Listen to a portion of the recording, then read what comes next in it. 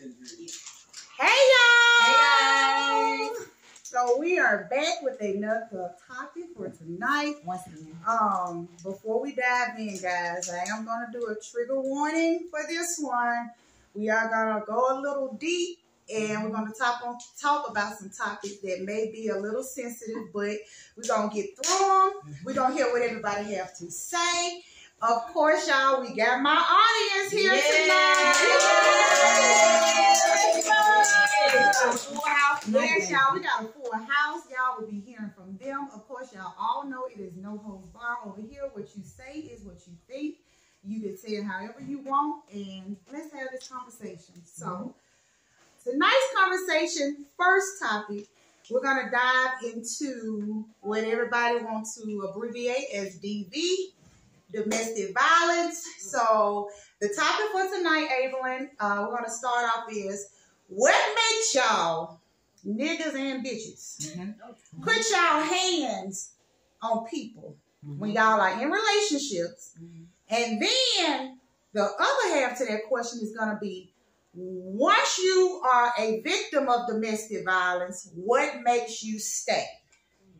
So, Evelyn, I'm going to throw it off to you first. What do you think about either one of these topics? Well, I can speak about both because I have done both. But from this standpoint, first, I would say as far as what makes you put your hands on somebody, for me, it was, there was an enormous amount of lack of respect that I had for that person. There was absolutely no respect whatsoever. Another thing is there was a whole lot of lack of self-control. Okay. There was, when you feel like you're justified in your actions, it makes it a little bit difficult to see things with reason. Okay. So anything that was done that I could justify as a wrong, that gave me a free ticket to put my hands on you. And I absolutely You out here beating these men ass. I was absolutely out here beating these men ass. I was absolutely out here putting my hands on these men. Slap. Big action, like no fear whatsoever, because there was no respect at all. Okay, so let me ask you this. At what point in the relationship did you start realizing, whether that's the beginning, the middle, or towards the end, that you started realizing that you had no self-control or you didn't care whether or not you put your hands on Yes, I never realized it in the relationship at all.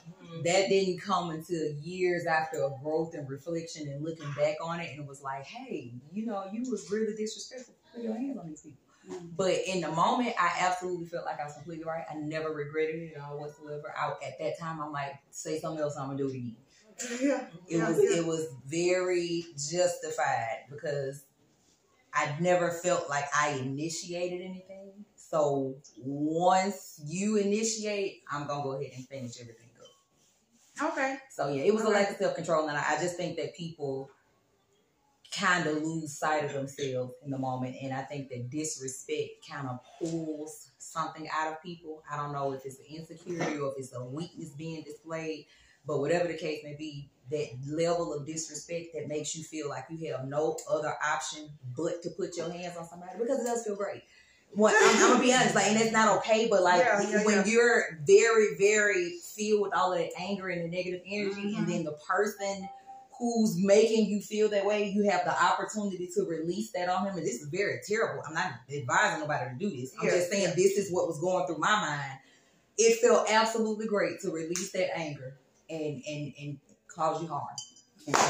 Cause you harm and pain. So okay, in my perspective, guys, is gonna be, I've never had a physical altercation with a guy that I was in a relationship with, but I have had several physical altercations with guys that I was not in a relationship with. There was no romantic anything whatsoever. So I know, right? Like, why I hear fighting people I don't even like. But yeah, so my perspective is gonna come from that. I'm also let you answer the other part, being that you said that both, you've been a participant of both.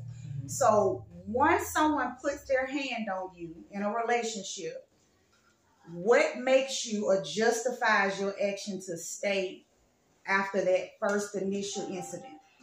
I was going to say something so heartless. You should say dick women. No, not even that. I was thinking I was stupid. Honestly, it was, of course, lack of self-love and all of that.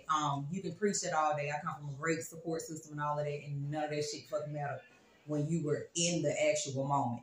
And for me, I mean, dick was definitely a factor. But I think that I felt like I was weak if I would have. In what way? Emotional or physically? Both. I felt like if you put your hands on me, this is so stupid.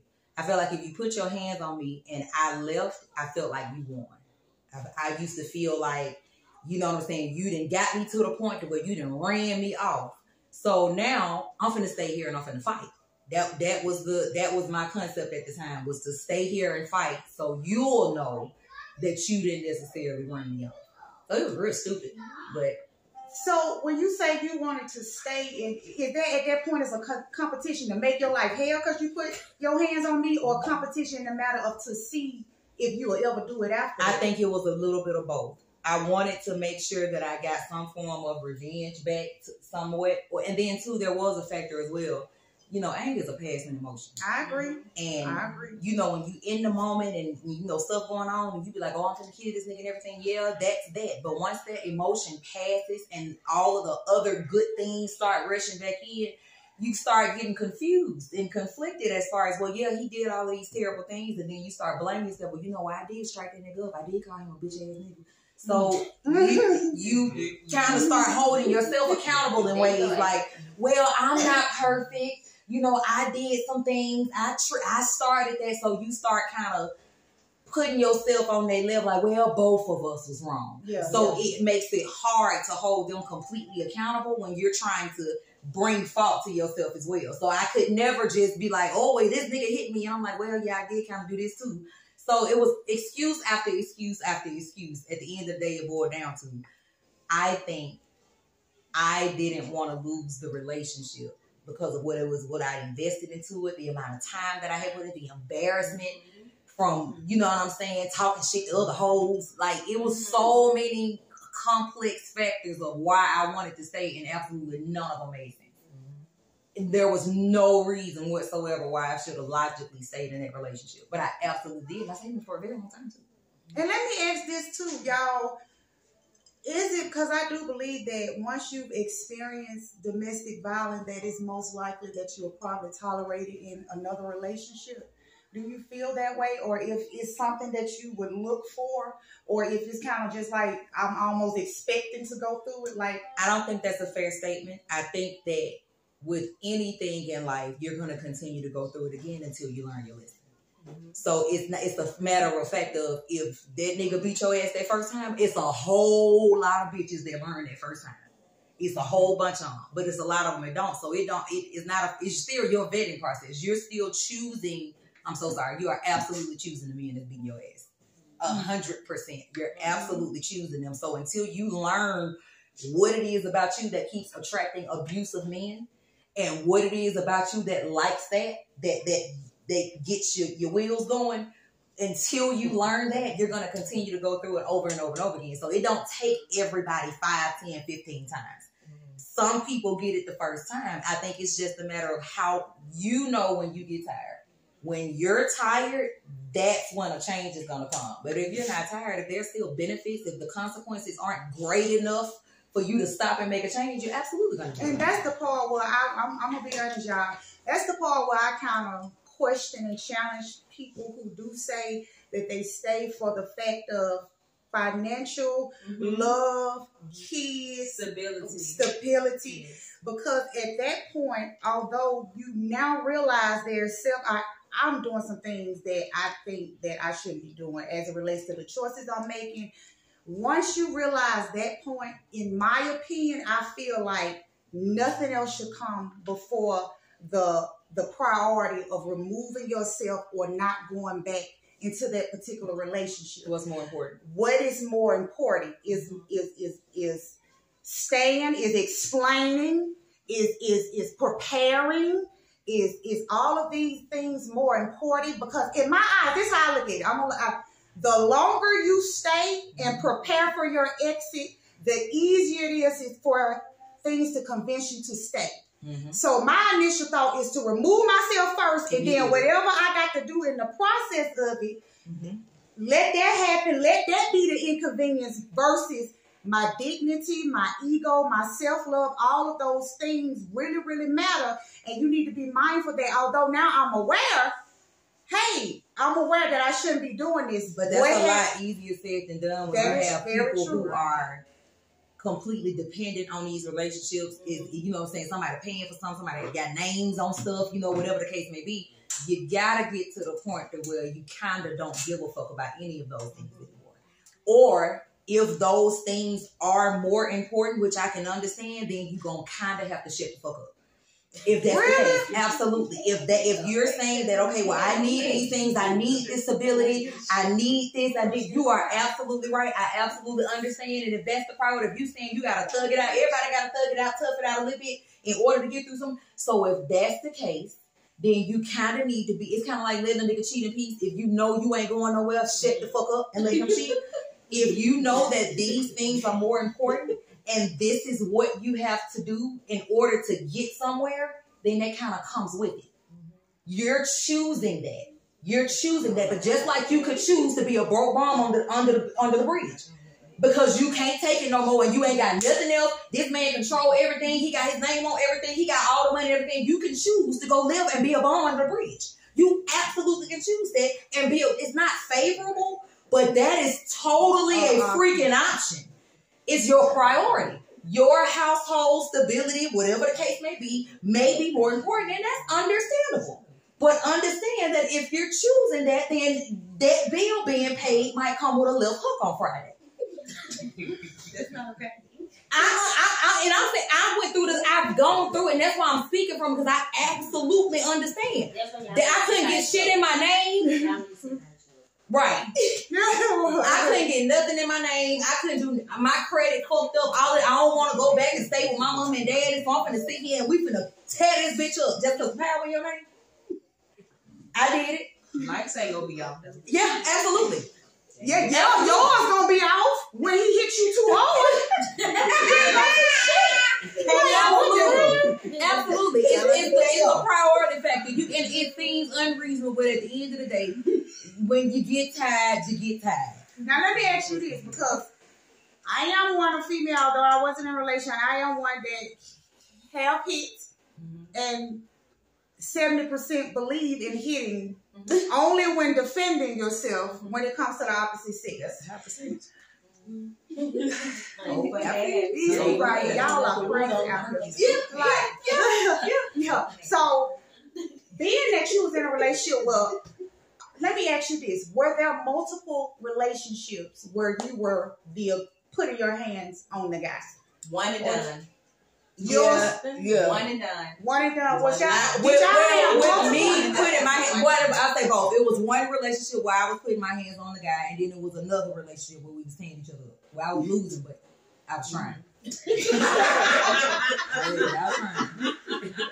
I was trying, but it wasn't just one-sided. But yeah, I had one or both, and I think that, and I'm not speaking like that because a lot of shit I don't learn the first time. But both of those, I think. And you know what? I actually didn't even learn the first time, because you know you be putting your hands on somebody, then you get with somebody else. They mix a little harder. Yeah. Then you get to thinking twice before you start hitting somebody first. Yeah. So that second relationship is what was my thing for the first one. Like, hey, you can't be out here putting your hands on everybody like this. It's stuff that you know, but you get this ego and this cockiness, and you think. Is there ever anything that in a relationship that a guy can do that warrants you putting your hands on him, and vice versa? That's because we got guys. I mean, if you want to be realistic and right is right, wrong is wrong, no. You should not put your hands on nobody if you want to just be like, at the facts of the matter is keep your hands to yourself. However, I can give you some examples of when I would do it. I'm not telling you that I would be right in doing so, but I know that if I came in my house and you, over it, but if I come in my house and I see you in here with somebody, you can touch. If you disrespect certain people in my life to a certain extent. Wait, let's backpack, because I think that's a good one. Because I would be like, that's not a reason to get touched. If your nigga walk in and on your nigga and, with a bitch in your house, y'all house, whatever.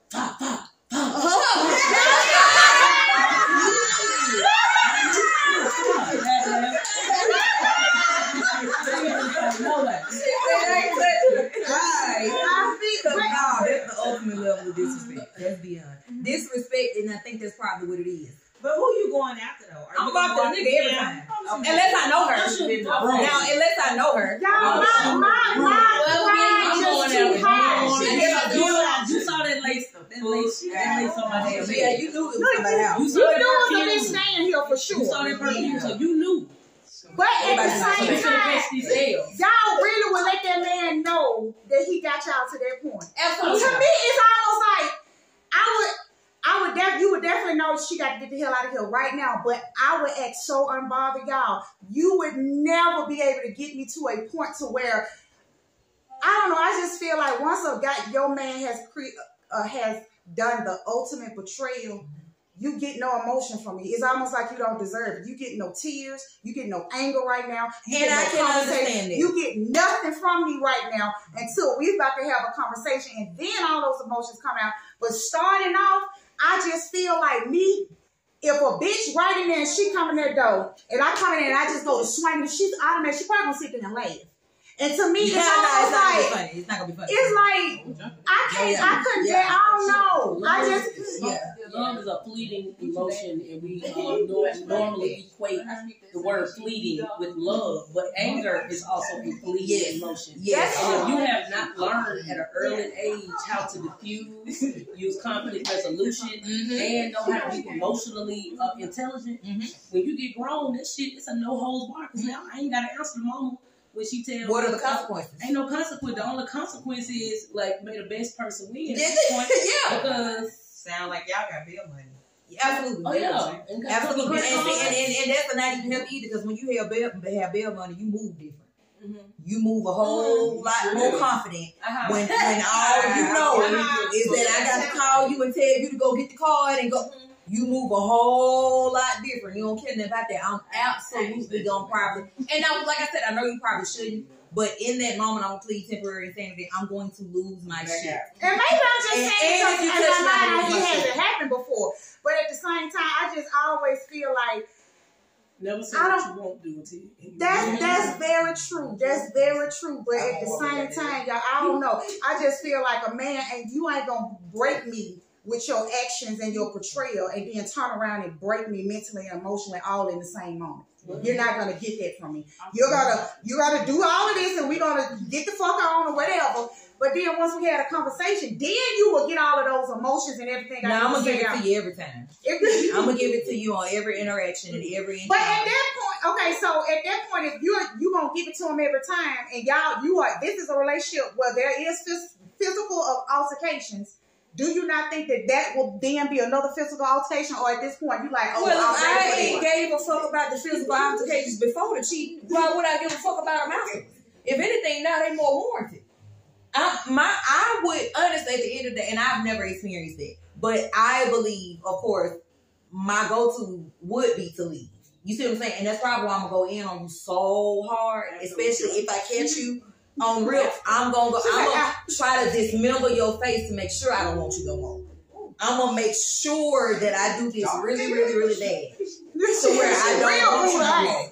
I don't want you, because I'm definitely gonna leave. You know, still regardless. But that first initial moment, it's a level of respect. It's no different than anybody else. If I walked in my house and there was a motherfucking stranger in my shit cooking some chicken or something, I'm gonna come in and I'm gonna beat your ass. It's the level of disrespect. I don't care who it is. If you come in my house and you disrespect my shit to that level, you are very likely to get to. But do you see also how you say it? I'm likely to leave if somebody's in my house, but you all stay with the physical altercation, which is real dumb. This is what we're saying. We're not saying that people don't do it. Where we're saying it's being done and it's real dumb, and it should not continue. But you got to be able to identify what it is, the feelings as to why it's taking place in the first place, or else it's going to continue to happen. I absolutely understand why it happens. I know why I did it, but that don't mean I should. But if a bitch tell me she done jumped on her nigga because you didn't, because he didn't disrespect you, or he didn't put his hands on you, whatever the case may be. Because if you touch me, I'm gonna touch you. So what about? I know all of us got guy friends. What about guy friends and guys? Y'all are in here as well. Who is in an abusive relationship where the girl is beating the guy? Would y'all, or do y'all have that experience? Do y'all say anything, or vice versa, where the guy is beating the girl? Do y'all say something to y'all guy friends about putting their hands on women? Do you want me to whoop her ass? You say that too. Do you want me to whoop? No, her I'm ass? saying with the guy. No, somebody if the guy getting whooped by the girl and he my friend, do you want me to whoop her ass? Because I don't want you to do it and go to jail. That's what it should be. And well, what about vice versa? Your guy friends that's got, you know, that they putting their hands on their woman. Do y'all even say anything? I can't be friends with you. I can't be friends with somebody who's putting their hands on me. I don't think that I could affiliate. It's certain things that I can't affiliate myself Y'all don't with. think that's none of y'all business? No. What's the difference between your guy friend putting his hands on his woman and your guy friend cheating at her? Your guy friend not paying no bills. Your guy friend, what's the difference? My thing is, I've always been told, like, you never hit a man because men are, like, literally 10 times stronger than us. Mm-hmm. So, literally. You shouldn't do that. You probably shouldn't. However, I also feel like men shouldn't put their hands on women either. So I feel like, I don't feel like when it comes to gender, I don't give a damn if you is strong or not. Like, I just that's how I feel gender, too, y'all. I'm not gonna lie. I feel like it shouldn't be related to gender. It shouldn't matter. It should not matter. They don't want to check. Of course, society does say, the man should have more restraint. But overall, I don't see any difference between a girl putting her hands on a guy versus because you want to talk about strength comparison. Well, don't nobody say that when a big bitch find a little bitch. It's still fine, right? It's because they bitches? No, that's unfair. That is an unfair. You is not in your weight class, ho. So that's unfair. No, it's the same exact thing. If it's okay for them to fight, it ought to be okay. Keep your hands to yourself. I don't care what is the gender, no matter what. Keep your hands to yourself. And if you put your hands on somebody, be prepared to get rocked. I don't care who you is. I don't care nothing about no restraint. I don't care nothing about no men have to protect women. I do care about that, but I'm saying in this aspect, women have to also learn that there are consequences for their actions. Just like men should. Just like if you put your hands on her and her brothers and her cousins come and stomp a mud hole in you, you have to understand that there are consequences to your actions. Can women persuade or almost place men on a path to be physically violent with them? Meaning, can a woman do something that makes a man put his hands on your her? mouth? Your mouth, no, is a weapon.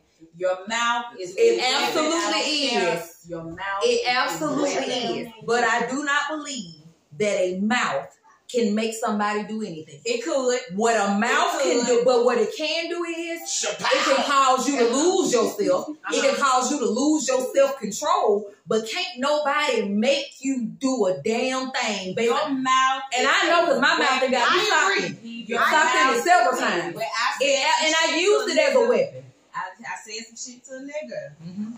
He didn't necessarily put his hands on me, but he picked up an object and blacked the fuck out my eye. Mm-hmm. And I'm not saying this. Well, let me be clear. I'm not saying that if a man loses control and hits a woman, that he's well within his right.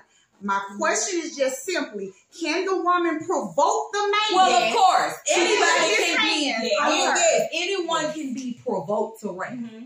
Anyone can for anything. You can be provoked to do something else. You can be provoked to steal. You can be provoked to lie. You can be provoked to do anything. It's your choice. It's your choice. So yes, other people can influence that, but as far as the accountability and the whole why did you put them because she said, because he said, absolutely not. You did it because you either lost self-control of yourself or you made a conscious bad decision.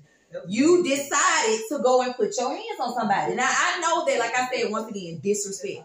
I know that words and people's mouths can be very, very disrespectful, like Mr. Hellhorn. And then, too, we're not talking about, because normally domestic violence really doesn't show its face in the beginning phase. Right. So I do know that. So it does. Well, I feel you. Signs or extra. There are signs. There are signs in the beginning. Yellow flags, beige flags, chicken flags, pride flags, all kinds of flags.